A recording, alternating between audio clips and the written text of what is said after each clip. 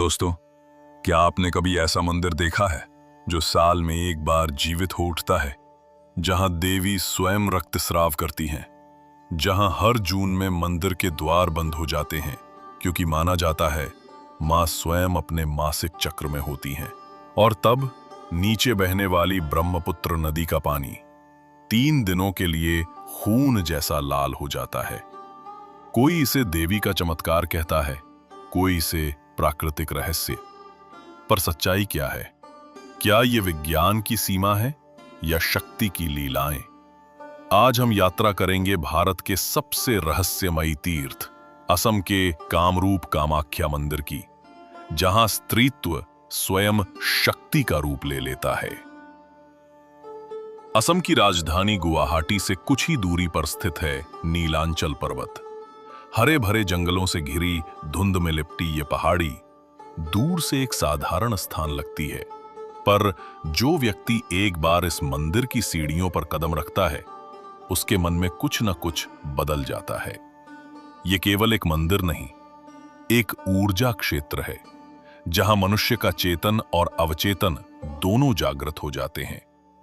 यहां हर ईंट, हर पत्थर, हर घंटी जैसे देवी के नाम का जप करती है।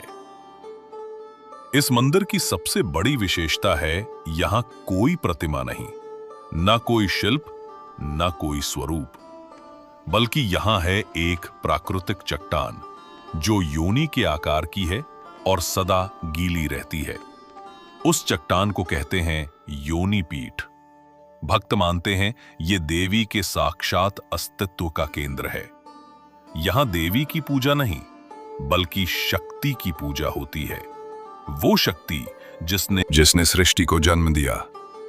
कहा जाता है कि इस चट्टान के नीचे एक रहस्यमय भूमिगत जलधारा बहती रहती है, जो चट्टान को सदा गीला रखती है।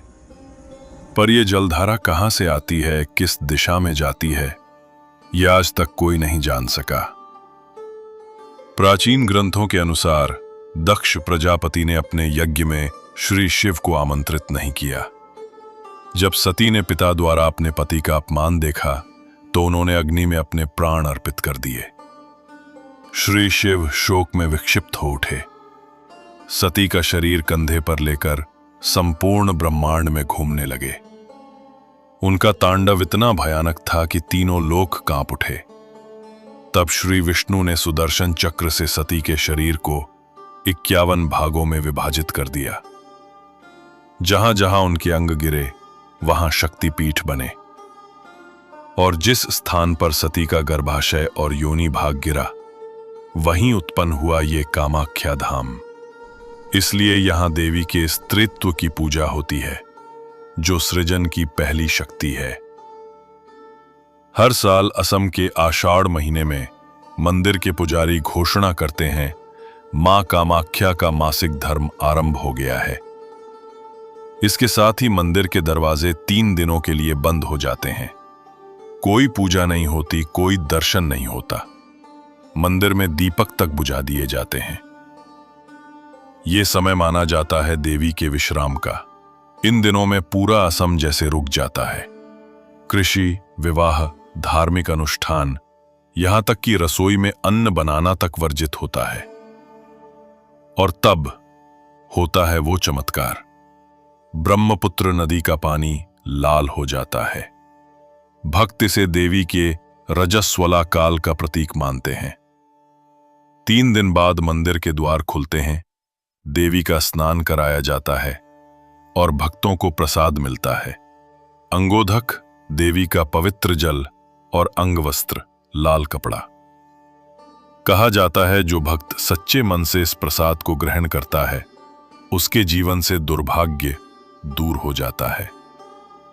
अब सवाल उठता है, क्या सचमुच ये रक्त है या सिर्फ एक प्राकृतिक घटना? भूवैज्ञानिकों का कहना है नीलांचल की पहाड़ी में आयरन ऑक्साइड की मात्रा अधिक है। जब मॉनसून की बारिश होती है तो ये तत्व पानी में घुलकर लाल रंग दे देता है।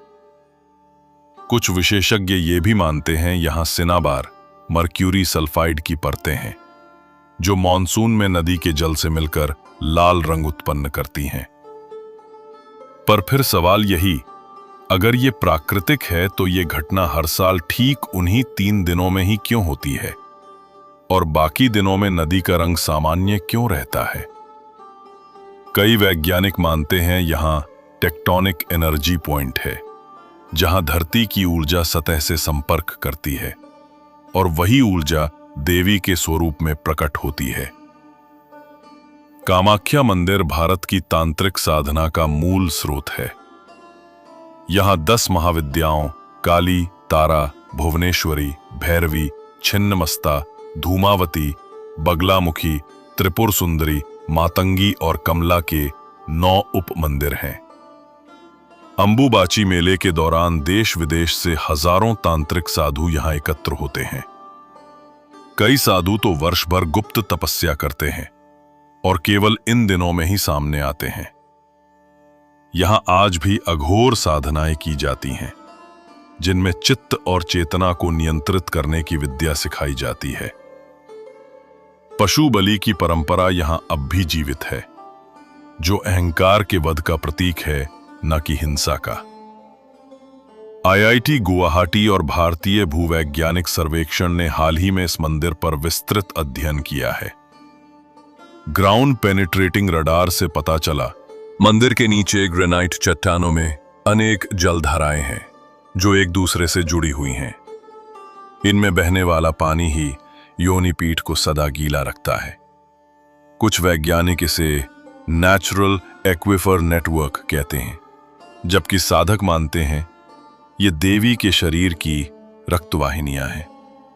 इतिहास में एक रोचक प्रसंग मिलता है। कोच राजा नरनारायण ने 1565 में मंदिर का पुनर्निर्माण कराया, लेकिन कहते हैं उन्होंने परंपरा तोड़कर देवी के गर्भगृह में झांकने की कोशिश की। देवी ने उन्हें श्राप दिया कि उनके वंशज कभी इस मंदिर के दर्शन नहीं कर सकेंगे। आज भी कोच वंश के लोग मंदिर के पास से गुजरते समय सिर पर छाता रख लेते हैं ताकि देवी की दृष्टि सीधी ना पड़े। भक्तों का कहना है जो भी व्यक्ति सच्चे मन से इस स्थान में प्रवेश करता है वो भीतर से बदल जाता है। कई लोगों ने अचानक बीमारियों से मुक्ति पाई, कई साधकों ने अलौकिक अनुभूतियां की, तो कुछ ने स्वप्न में देवी के दर्शन पाए। वैज्ञानिक इसे प्लेसिबो इफेक्ट कहते हैं, पर तांत्रिक इसे शक्ति संचार मानते हैं। कहते हैं कामाख्या वो द्वार है जहां भौतिक और आध्यात्मिक संसार एक दूसरे को छूते हैं। आज मंदिर एक नई चुनौती के सामने है, सरकार का कामाख्या कॉरिडोर प्रोजेक्ट। लोगों को डर है कि निर्माण से भूमिगत जलधाराएं प्रभावित होंगी और देवी की जीवंत उपस्थिति कमजोर हो जाएगी। इसलिए IIT गुवाहाटी अब एक हाइड्रोजियोलॉजिकल सेफ्टी स्टडी कर रहा है ताकि देवी के पवित्र क्षेत्र की रक्षा की जा सके। तो दोस्तों, सवाल अब भी वही है, क्या ये सब प्रकृति का खेल है या सच में देवी आज भी वहां सजीव है? कामाख्या हमें सिखाती है कि विज्ञान हर चीज को माप सकता है, पर अनुभव को नहीं। कुछ शक्तियां शब्दों से नहीं, बस आत्मा से महसूस की जाती हैं। और शायद यही कारण है कि हर साल लाखों लोग उस पहाड़ी पर सिर्फ ये महसूस करने जाते हैं कि कहीं ना कहीं कोई शक्ति अब भी हमारी रक्षा कर रही है। तो दोस्तों, अगर ये रहस्य आपको भी अंदर तक छू गया हो तो कमेंट्स में बताइए, आप क्या मानते हैं, ये विज्ञान है या चमत्कार? ऐसे ही और भी अद्भुत और ज्ञानवर्धक वीडियो देखने के लिए हमारे चैनल से जुड़े रहिए। सब्सक्राइब करना न भूलें ताकि अगला वीडियो सबसे पहले आप तक पहुंचे। जय श्री कृष्णा।